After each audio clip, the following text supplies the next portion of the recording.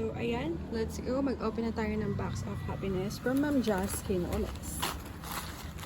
So, ingat tayo kasi matinig. So, this is, ayan. Buti pa siya hindi niya nakalimutan na mag-ID. Golden Barrel. 75 yata or 70.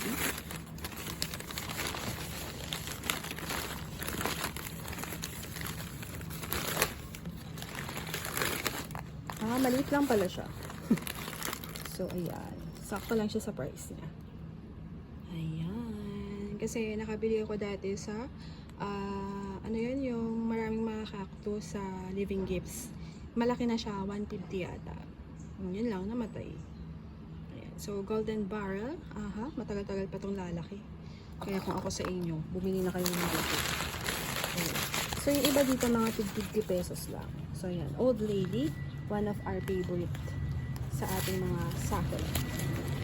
Sa ating mga cactus. Namatay kasi yung ganito pa, diba? Ayan. So, maliit lang siya. Hopefully, mabilis siyang lumaki.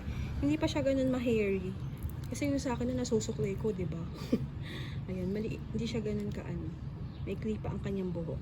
Pahabain natin yan. And then, we have the Asteria Astro. Medyo malaki to. So, ito nabili ko ng 100 pesos. Tingnan natin kung ano siya. Star shape. Ay, nag-flower na siya. Sayang naman. Di natin naabutan. Anyway, meron pang isa. Hindi siya natanggal. So, this is parang Yamamoto siya. Yamamoto Astrophytum. At meron siyang putik. Ayan. Ganda ang linis ng mga aerials niya. Bongga. Diba? Star shape siya. So, yan ang star shape ha. So, 100 pesos ko lang siya nabili.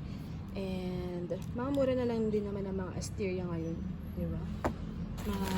Tsaka lang, ang mga sale kasi ng mga cactus na magaganda is timingan lang sa anniversary, sa mga holiday sale. Ayan. So, this one is Pear Castle. Variegated. Alam ko variegated to.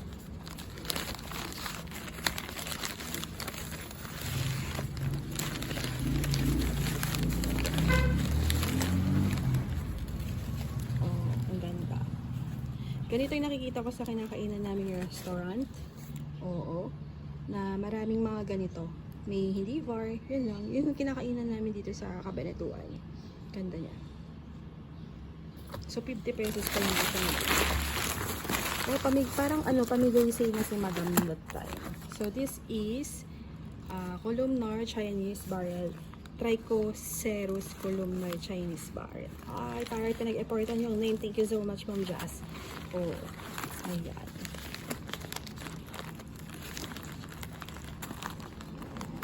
Sorry natin sa gitna. Chinese barrel. Or Trichoceros columnar. Kung may exam ng mga pangalan ng cactus, babagsak tayo, diba? So, kaya ko siya nagustuhan because first time ko nakita ng columnar na Chinese barrel.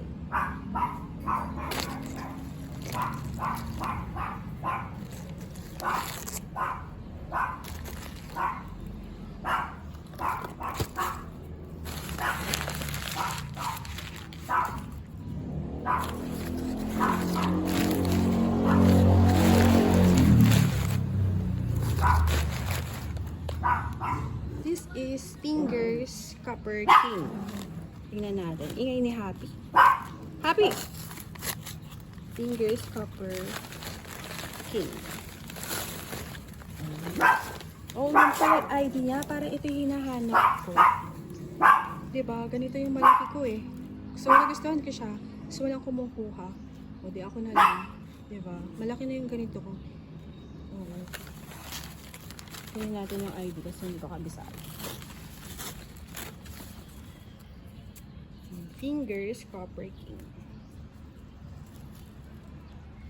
Parang ganun din pala siya. Ewan ko ba?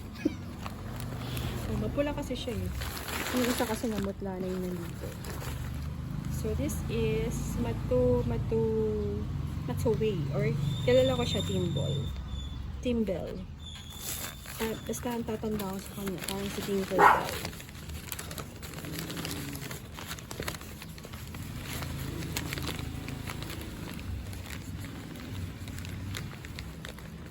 Ayun. So, nagustuhan ko siya because of the pink flower. Eh, siya pala yun. Ang wala ko yung kulay puti-puti. O iba yung sinasabi ko.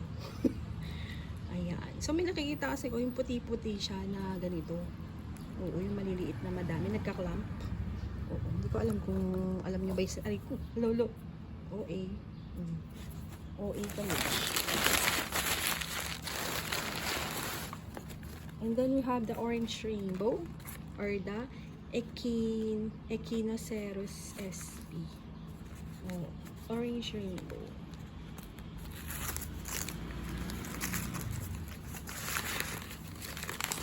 Namatay yung ganito ko eh. Hindi siya nag-ugat. Tapos namatay yung body niya. Kaunti-unti. Hayaan ko na nga. Yan. So, ang maliit lang pala. Oo. Napakaliit. Parang ganito yung hindalaki na kung kakilala ko. Charis. Maliit niya. Orange rainbow. And then we have, alam niyo ba, nakapanood ako ng, may nakita akong flower ng mga orange, ng pink, ng rainbow, pink rainbow. Ang ganda pala ng bulaklak, bongga. So this is disco cactus. Nagkaroon ako ng ganito na matay. So hopefully mabuhay ito. Kasi ang mga cactus naman is the best naman dito sa lowland. Hindi naman mahirap alagaan. So yung disco cactus ko, meron siyang hair sa gitna. So ito, para siyang may corona yung namatay sa akin. So ito, maliit pa lang. Yun. Maliit pa lang, kaya naman pala sakto lang siya sa presyo niya. Old lady. Dalawa yung old lady. Namali yata sila. Baka papi niya yung isa, hindi ko alam. Old lady na hindi mabuhok. Ay hindi, binili ko to 50 pesos. Old lady pala siya. Ba't hindi maano yung buhok? Yung buhok talaga. Ayan, old lady daw siya. 50 pesos ko lang doon sa lobby. And then we have the stinky bar. Oh, nagkaroon ako ng stinky. Napabayaan kasi that time, ang dami kong binilig mga succulent. Wala napabayaan. So, madali lang naman din alagaan. Ang problema ko lang, hindi ko siya mapabulaklak. So, 50 pesos lang din to na benta. Then, the old mans. Dalawa yung binili ko nito. Alam niyo, gusto ko ng mga columnar cactus kasi maganda siyang tingnan. Kung nakaayos sa iyong garden. Kung nakaayos siya. Sadya, mukha siyang partner sila ni Lola. Matinik din siya. Namatay kasi yung ganito ko. Yung 3 heads. Alito.